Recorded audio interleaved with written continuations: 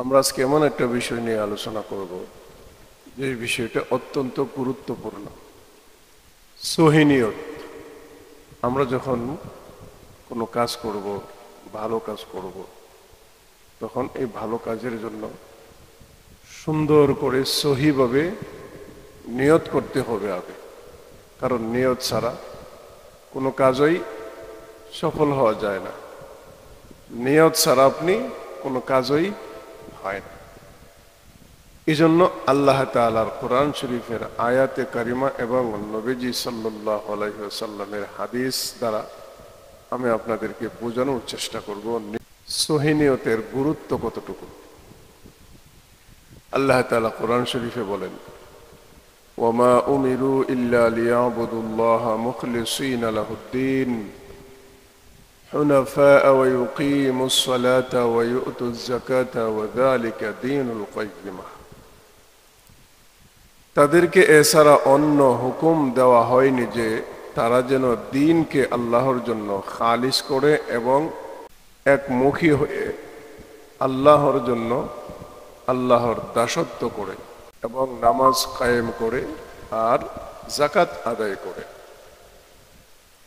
এটাই হলো সঠিক মজবুত দ্বীন। আল্লাহ তাআলা এই আয়াতে কারিমা দিয়ে বুঝাইতে চায়, নিয়ত ছাড়া নামাজ হয় না, নিয়ত ছাড়া আল্লাহ তাআলার ইবাদত করা যায় না, নিয়ত ছাড়া আল্লাহ পাকের হুকুম আমল করা যায় না। এরপর আমরা আরেকটা আয়াত দিয়া বোঝার চেষ্টা করব। মান কানা ইউরিদু হারসাল আখিরাতি নাজিদ লাহু ফি হারসি ওয়া মান কানা ইউরিদু হারসাদ দুনিয়া নু'তিহি মিনহা ওয়া মা লাহু ফিল আখিরাতি মিন নসিব। অর্থাৎ আল্লাহ তাআলা বলতেছেন, যারা আখিরাতে চাষের জমি চায় আমি তার কৃষি ভূমি বাড়িয়ে দিই। সুবহানাল্লাহ। আর যারা দুনিয়ার ক্ষেত ফসল চায় তাকে দুনিয়া থেকেই কিছু দিয়ে থাকি, কিন্তু আখিরাতে তার কোনো ইচ্ছা নাই, আখিরাতে তার জন্য কোনো কিছুই নাই। নাউযুবিল্লাহ।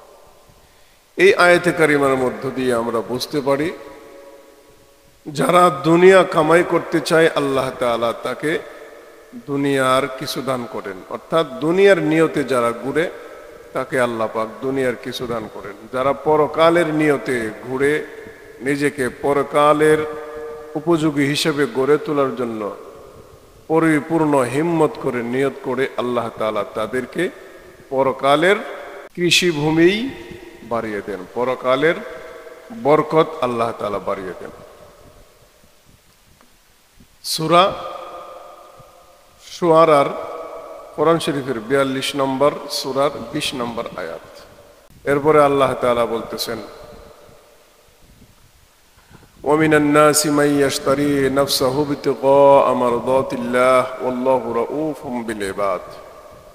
অপরদিকে মানুষের মধ্যে এমনও মানুষ আছে যে আল্লাহর সন্তুষ্টির জন্য নিজের জীবনকে বিলিয়ে দেয়, এবং এমন বান্দাদের উপর আল্লাহ তাআলা বড়ই মেহেরবান। সুবহানাল্লাহ। যার নিয়ত থাকবে আমার জীবন আল্লাহ তাআলার জন্য হবে, আমার ইবাদত বন্দেগী আল্লাহ তাআলার জন্য হবে, অবশ্যই আল্লাহ তাআলা এই বান্দাবান্দির জন্য অত্যন্ত মেহেরবান। আল্লাহ তাআলা এরপরে বলতেছেন, কুল ইন তুখফু মা ফি সুদুরিকুম আও তুবদুহু ইয়ালামুহুল্লাহ ওয়া ইয়ালামু মা ফিস সামাওয়াতি ওয়া মা ফিল আরদ ওয়াল্লাহু আলা কুল্লি শাইইন কাদির। অর্থাৎ হে নবী, আপনি বলুন, তোমাদের অন্তরসমূহে যা আছে তা যদি তোমরা গোপন করো অথবা প্রকাশ করো, আল্লাহ তা অবগত আছেন। এবং নবমণ্ডলে ও ভূমণ্ডলে যা কিছু আছে আল্লাহ তাআলার জ্ঞানে তা আছে। আল্লাহ সব বিষয়ে শক্তিমান। সূরা আলে ইমরান 3 নম্বর সূরা আয়াত নাম্বার 29। এই আয়াতে কারিমার মধ্য দিয়ে আমরা বুঝতে পারলাম আল্লাহ তাআলা বোঝাইতে চায়, নবীকে বলতেছেন, ওগো নবী, আপনি বলে দিন আপনার উম্মতদেরকে, তোমরা যদি অন্তরের ভিতরে একটা লুকায়িত রাখো, আরেকটা মুখ দিয়ে প্রকাশ করো, অর্থাৎ তোমাদের ভিতরে যদি নিয়ত থাকে একটা, অন্তরে নিয়ত একটা, মুখ দিয়া কথা বললো, কাজ করলো আরেকটা, এটাও আল্লাহ তাআলা জানে। আবার আমার আপনার অন্তরে যা গোপন রাখি, প্রকাশ করি না, অথবা যা প্রকাশ করব করি, সবকিছুই আল্লাহ তাআলা অবগত আছেন।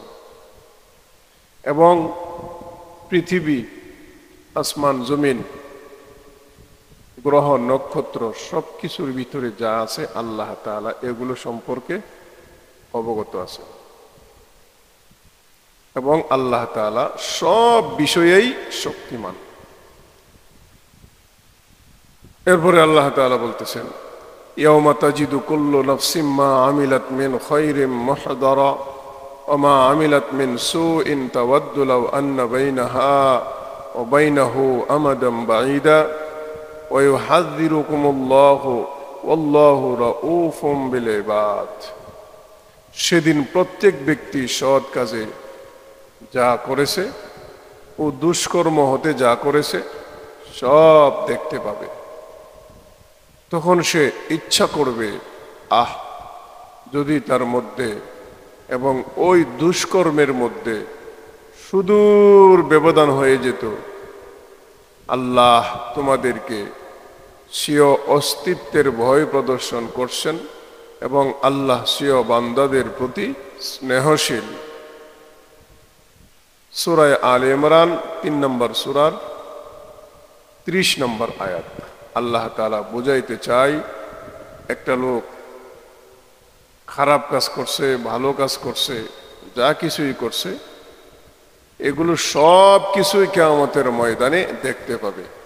তখন আফসোস করে বলতে দেখবে, হায় রে, আমি যদি খারাপ কাজ না করতাম, যে খারাপ কাজগুলো আমি দেখতে পাচ্ছি, এই খারাপ কাজগুলোর থেকে যদি আমি এবং এই খারাপ কাজগুলোর মাঝখানে বহু দূরত্ব হয়ে যেত, আমি রক্ষা পেয়ে যেতাম। এরপরে আল্লাহ তাআলা আরেকটা আয়াতে বলতেছে, ইন্নাল মুনাফিকিনা ফিদ দারকিল আসফালি মিনান নার ওয়া লান তাজিদ লাহুম নাসীরা। নিশ্চয় মুনাফিকরা জাহান্নামের নিম্ন স্তরে অবস্থান করবে এবং তুমি কখনো তাদের জন্য সাহায্যকারী পাবে না। নাউযুবিল্লাহ। সূরা নিসা আয়াত নাম্বার 145। এই আয়াতে কারিমার মধ্য দিয়ে আমরা বুঝতে পারতেছি আল্লাহ তাআলা বুঝাইতে চাই মুনাফিকদের সম্পর্কে, যারা মুনাফিকি করেছে, অন্তরে একটা লুকায়ে রাখছে আর মুখে আরেকটা বলছে। এই সমস্ত লোকদেরকে জাহান্নামের একেবারে নিম্ন স্তরে ফেলে দেওয়া হবে, আর তাদের জন্য কোনো সাহায্যকারীও কিয়ামতের মাঠে পাওয়া যাবে না। এরপরে আল্লাহ তাআলা বলতেছেন, ইল্লাল্লাযীনা তাবু ওয়া আসলাহু ওয়া তাসামু বিল্লাহ ওয়া আখলাসু দীনাহুম লিল্লাহি ফাউলাইকা মা'আল মুমিনিন ওয়া সাওফা ইউতিল্লাহুল মুমিনিনা আজরান আযীমা। কিন্তু যারা ক্ষমা প্রার্থনা করে ও সংশোধিত হয় এবং আল্লাহর পথকে সুদৃঢ়ভাবে ধরে এবং আল্লাহর ধর্মে বিশুদ্ধ হয়, ফলত তারাই মুমিনদের সাথে, এবং অচিরেই আল্লাহ মুমিনদেরকে উত্তম প্রতিদান দিবেন। সুবহানাল্লাহ। সূরা নিসা আয়াত নাম্বার 146। আল্লাহ পাক আরেকটা আয়াতে বলতেছে, ওয়ালিল্লাহি গায়বুস সামাওয়াতি ওয়াল আরদি ওয়া ইলাইহি ইউরজাউল আমরু কুল্লুহু ফা'বুদহু ওয়া তাওয়াক্কাল আলাইহি ওয়া মা রাব্বুকা বিগাফিলিন আম্মা তা'মালুন।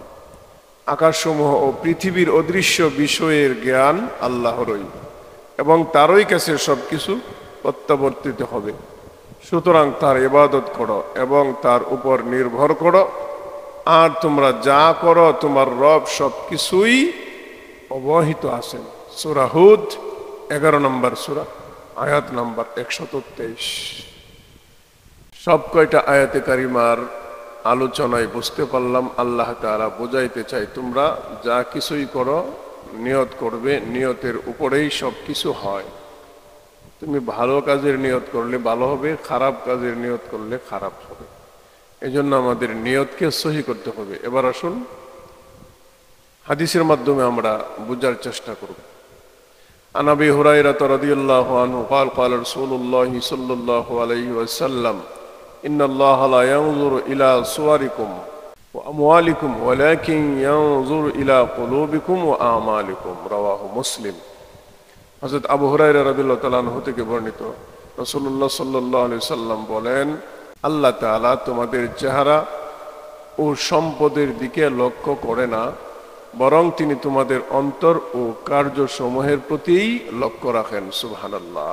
মুসলিম শরীফের হাদিস 4649 নম্বর হাদিস। আল্লাহর রসুল বলতেছেন, আল্লাহ তাআলা তোমাদের ধন সম্পদ দেখে না, তোমাদের চেহারা দেখে না, শুধুমাত্র তোমাদের অন্তরটাই আল্লাহ তাআলা লক্ষ্য রাখেন এবং তোমাদের কার্যবিধির উপরে লক্ষ্য রাখেন। কি কাজ করো, কি কোন দিকে যাও, কোন দিকে চলো, কোন দিকে সমর্থন দাও।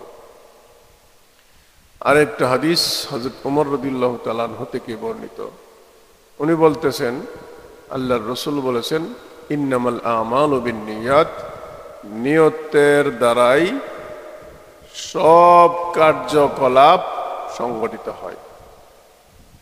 আগে নিয়তকে সহি করে, নিয়ত যখন সহি হবে তখন আপনার কাজও সহি হবে, সফল হবে। আল্লাহ তাআলা এই সংক্ষিপ্ত কথাগুলির উপরে আমাকে আপনাদেরকে সকলকে আমল করার তৌফিক দান করুন। ওমা আলাইনা ইল্লাল বালাগ। আসসালামু আলাইকুম ওয়া রাহমাতুল্লাহ।